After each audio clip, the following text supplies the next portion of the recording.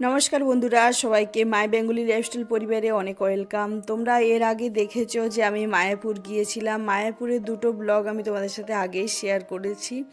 যারা যারা দেখোনি তারা অবশ্যই দেখে নিও একটা মায়াপুর কিভাবে যাবে, আর তার সাথে মায়াপুরে আমাদের প্রথম দিন। আজকে আমি শেয়ার করব মায়াপুরের আমাদের পুজো দেওয়ার পর কী করলাম, সাথে তারপর আমরা যাব নবদ্বীপ। তো ফুল ভিডিও দেখো, আশা করছি অনেক ভালো লাগবে। আর সাথে ভালো ভালো কমেন্ট করো, চ্যানেলটা সাবস্ক্রাইব করে পাশে থাকো, দেখতে থাকো ফুল ভিডিও।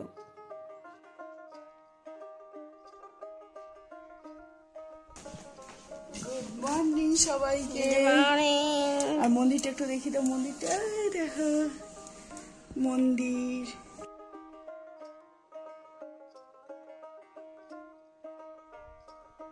গুড মর্নিং, আমরা রেডি হয়ে গিয়েছি, আমরা যাচ্ছি মহাপ্রভুর দর্শনে। সবাইকে বলে দাও জয় শ্রীকৃষ্ণ। এই যে সবাইকে গুড মর্নিং, আমরা রেডি হয়ে গিয়েছি, আমরা যাচ্ছি মহাপ্রভুর দর্শনে।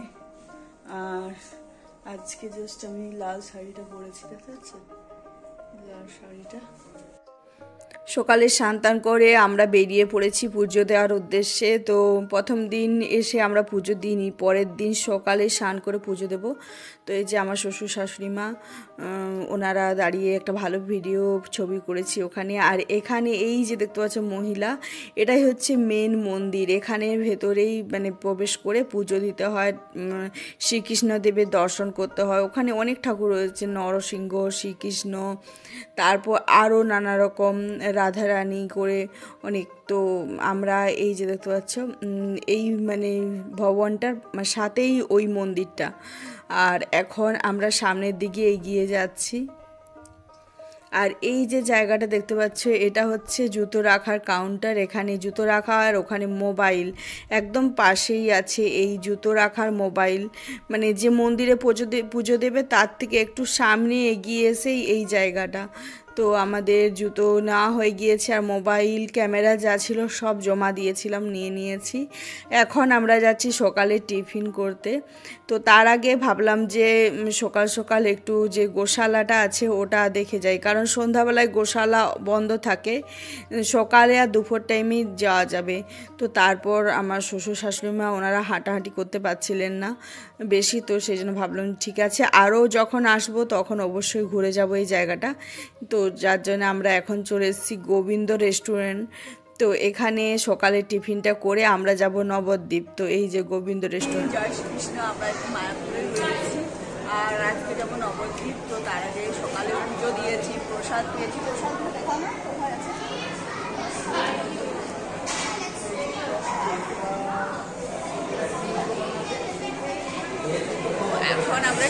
এখন আমরা টিফিন করতে এসেছি। আর এই যে সোনাই,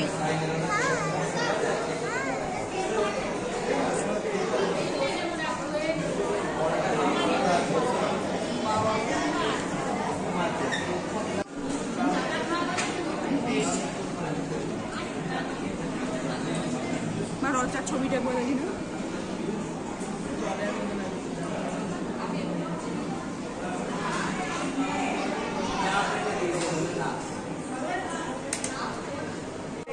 তো আমরা এখানে টিফিন করতে এসেছি, আর আমাদের অর্ডার করা হয়ে গিয়েছে দুটো আলু পরোটা, একটা প্লেন পরোটা, আর সোনার জন্য ধোসা।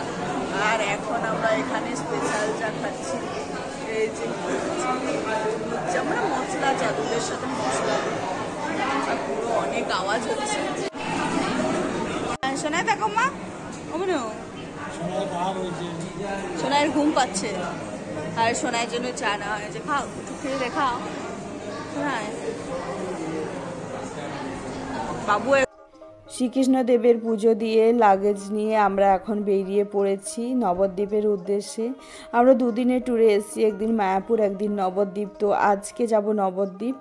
তো এই যে 9:30 10টার মতো বাজে। তো এখন এসছি ফেরিঘাটে।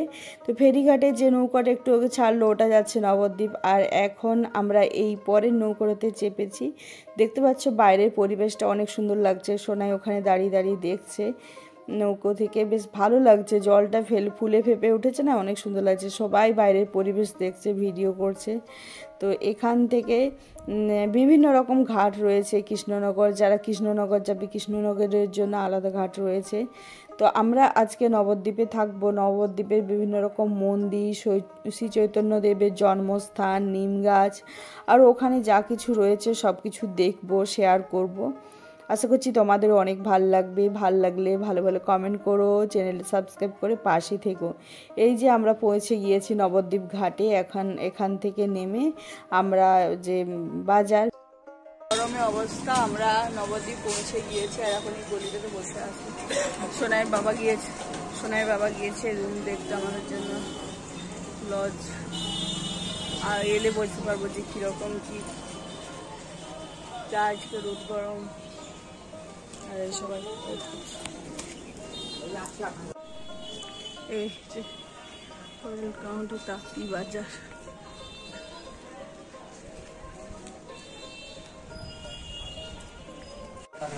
বোড়ালঘাট তাঁতি বাজার, ঘাটের সামনে।